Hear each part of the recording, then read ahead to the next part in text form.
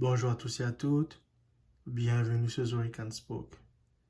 Les amis, j'ai l'immense plaisir de vous retrouver sur cette chaîne en vue de faire le débriefing de la rencontre ayant opposé l'Olympique de Marseille au Paris Saint-Germain. Un match comptant pour la Ligue 1 Uber Eats, un match de championnat de France, un match passionnant, un match au cours duquel nous avions deux styles opposés, deux équipes complètement différentes.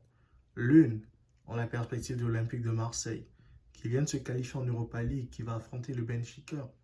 Et l'autre, qui est le Paris Saint-Germain, qui s'est qualifié pour les quarts de finale de la Champions League et qui affrontera le FC Barcelone. Donc c'était une très belle affiche à ne pas manquer entre l'Olympique de Marseille ou encore l'Olympique de Merveille et le Paris Saint-Germain ou encore QSG. Donc, cette rencontre, elle fut intense, elle fut belle, elle fut animée. Dès les premiers instants, on a vu une équipe marseillaise qui a posé de sérieuses difficultés à la partie parisienne parce que le PSG, dans cette rencontre, en début de match, franchement, les gars étaient bousculés. Pourquoi? Parce que l'Olympique de Marseille a mis un plan de jeu en place avec un Geoffrey Gondobia qui a cadenassé le milieu de terrain. Il était devant la défense, il était en sentinelle. On avait un Iliman Ndiaye qui a fait du mal, qui était percutant. On dirait qu'on avait Ismail Assar sur le terrain, tellement que Iliman Ndiaye, il était efficace, il était présent. Il a franchement fait du mal à l'équipe parisienne, que ce soit dans les dribbles, que ce soit dans les contres, que ce soit dans les fins de frappe. Le gars était partout aujourd'hui dans cette rencontre. On avait un Aubameyang aussi aujourd'hui, qui depuis que Gasset a pris l'équipe marseillaise aujourd'hui, hein, Aubameyang, c'est un autre joueur. C'est un joueur qui est transformé, c'est un joueur qui s'est transcendé. Et aujourd'hui, Pierre-Emerick Aubameyang était là. Il avait à cœur de pouvoir briller face au Paris Saint-Germain. Il avait à cœur de poursuivre sur sa belle lancée qu'il avait déjà connue face à Villarreal et face aux autres équipes précédentes avant de jouer le PSG. Franchement, c'était une rencontre de tous les dangers pour le Paris Saint-Germain parce que personnellement, on ne pouvait pas s'attendre à ce que le PSG puisse vraiment faire son match aujourd'hui face à Marseille. Mais comme vous le savez, un match c'est 90 minutes plus 6, plus 8, plus 9, plus 10. Et aujourd'hui, la vérité du terrain a parlé, malgré la domination marseillaise, malgré les premières occasions marseillaises, malgré le fait que l'Olympique de Marseille ait mis un plan de jeu clair, limpide, lucide face à cette équipe parisienne. Malheureusement, l'Olympique de Marseille a craqué en fin de match. Les Olympiens ont craqué. Ils ont craqué d'abord comment? Ça a commencé en première période. Il y a d'abord eu des faits de jeu qui étaient des faits de jeu, oui, certes anodins, notamment la première accélération de Koulibaly quand il essaie de buter, il essaie de s'emmener la balle, mais il bute sur Paul Lopez. Ça, c'était sorti. On avait un Achraf Hakimi, un Ousmane Dembélé. Surtout un Dembélé qui n'a pas été précis, franchement, dans ses tirs. Honnêtement, Dembélé, c'est un joueur qui déborde, qui peut percuter, puis qui peut faire beaucoup de choses. Mais la finition de Dembélé, franchement, elle est nulle, les gars. Dembélé, c'est un joueur qui n'est pas un bon finisseur. Et c'est triste à le dire parce que c'est un joueur qui est talentueux. Mais il faut à ça qu'il ajoute des buts.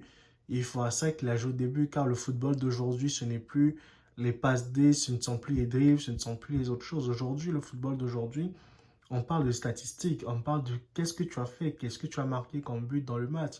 C'est ça aujourd'hui qu'on voit. Parce que quand on voit un Dembélé, franchement, Dembélé, ce qui est bien, c'est que maintenant, il ne se blesse plus. On va dire qu'il remplace Neymar numériquement sur le terrain parce qu'il n'est pas blessé. Neymar, la saison passée, les saisons antérieures, à la même période de l'année, il est blessé. Il est blessé, Neymar. Et la preuve en est qu'en ce moment même, Neymar est blessé. Donc Dembélé, Dieu merci, se blesse plus. Il prend vraiment soin de lui, il fait attention à son hygiène de vie, c'est vraiment formidable. C'est bien, mais il faut qu'à ça, Dembélé ajoute les buts. Il faut qu'il travaille plus sa finition devant les buts. Parce qu'aujourd'hui, il avait des belles occasions pour marquer même 2 ou 3 buts dans cette rencontre. Mais il les a tous vendangés parce que le gars, il n'est pas droit. Et est-ce qu'on peut en vouloir à Dembélé? Oui, on peut lui en vouloir parce que c'est un joueur de classe mondiale. C'est un joueur qui est talentueux. C'est un joueur qui ne peut pas se permettre de louper des actions qui sont des actions de but en fait. Et aujourd'hui, cela a profité à l'Olympique de Marseille, qui malgré ça n'a pas su en profiter pour pouvoir marquer un premier but. Malheureusement pour eux, ils ont essayé de faire le jeu. Et heureusement pour eux, le PSG a été réduit à 10 contre 11 très rapidement par Beraldo, qui est coupé de son deuxième carton jaune. Non, on dirait un carton rouge direct là, parce que l'arbitre Bastien estimait que il était le dernier défenseur, donc il devait être exclu. Mais cela n'a pas démoralisé le Paris Saint-Germain, qui au contraire s'est mis dans une situation de crise qui était tendue.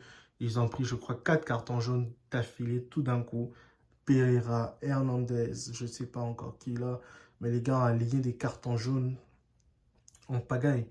Et c'est pas beau à voir quand on voit une équipe pareille jouer comme ça. On se dit c'est pas beau à voir. Mais quand j'ai vu le carton rouge de Beraldo, je me suis dit oh là là, là, l'Olympique de Marseille a son match en main et l'Olympique de Marseille peut gagner cette rencontre. Mais là, c'était sans compter sur les individualités du Paris Saint-Germain, comme vous l'avez vu. Le PSG est revenu de cette rencontre avec des meilleures intentions. Ils ont finalement ouvert le score très rapidement sur une occasion de Vitinha qui a été au départ et à la finition de l'action. Ils ont marqué un beau but. Et encore, vous avez vu le remplacement de Kylian Mbappé. Franchement, ce remplacement-là, sortir Mbappé tout le temps en cours de match, les gars, ça devient vraiment agaçant et ça devient frustrant à la longue. Quand on voit un Paris Saint-Germain aujourd'hui qui joue de moins en moins sans Mbappé, les gars, c'est n'est plus intéressant du tout. Franchement, ça ne fait plus du tout plaisir de venir suivre un match du PSG parce qu'on sait que Kylian sera remplacé du moment à un autre et ce n'est pas bon parce que c'est un joueur qui est capable de créer, c'est un joueur qui est capable d'apporter la différence. Les grands joueurs souvent ne marquent pas en première mi-temps, mais ils marquent dans les derniers instants du match. Et Kylian, sur sa présence sur le terrain, peut apporter des buts. Il peut marquer un autre but, il peut sauver son match, il peut faire quelque chose, créer une étincelle, mais le sortir rapidement comme ça, Enrique, je ne sais pas qu'est-ce qu'il veut nous faire comprendre, quel est le message qu'il veut nous faire passer, est-ce qu'il veut répondre pour dire que c'est la star incontestable du Paris Saint-Germain, peut-être, peut-être, peut-être. Mais quoi qu'il en soit, ce ne donne pas une bonne image quand on va jouer le Barça dans quelques semaines, de sortir Kylian Mbappé au lieu de le mettre en confiance, de lui donner du temps, qu'il puisse se réapprovisionner, se remettre en forme. Mais quand on le sort chaque 2-3 secondes, ce n'est pas du tout intéressant. Ce n'est pas la meilleure méthode que Luis Enrique est en train de mettre en place. Ça, c'est mon avis, les gars, c'est ce que je pense. Et franchement, le PSG qui a fait son match, qui s'est imposé face à l'Olympique de Marseille, qui a su maîtriser cette fin de partie, même si l'Olympique de Marseille aurait pu marquer ne fût-ce qu'un but pour sauver l'honneur, malheureusement pour eux, ce but ne viendra jamais, même s'il est venu par Jonathan Klaus, mais qui était signalé en position de hors-jeu. Mais cela fait en sorte que l'Olympique de Marseille aujourd'hui s'est incliné de but à 0. Mais il n'y a pas que du négatif pour Marseille, il y a eu beaucoup de choses positives pour eux. Ça leur permet de retravailler soudainement, d'être encore plus perspicace dans le travail. Et pourquoi pas la saison prochaine de pouvoir rivaliser véritablement avec le PSG. Parce que cette année, que ce soit match aller, match retour, l'Olympique de Marseille n'a pas pu gagner face au PSG. Et le PSG est en train de reprendre son hégémonie sur Marseille. Et je pense que la saison prochaine, si Gassi reste en place, aussi près un bon entraîneur, l'entraîneur fera en sorte que l'Olympique de Marseille essaye au moins de rivaliser avec ce Paris Saint-Germain aujourd'hui qui est prenable en fait, les gars. Ce n'est plus le PSG de Ibrahimovic, les gars, c'est un PSG qui est prenable. Donc Marseille a toutes ses chances. Et franchement, quel match ce fut. Une très belle rencontre. Je n'ai pas vu le temps passer. J'ai pris du plaisir à regarder cette rencontre, les amis. Moi, je vous dis à très bientôt pour une prochaine vidéo, une prochaine analyse. Restez connectés sur Zoe Spoke. On se dit à très bientôt, les gars. See you guys. Ciao.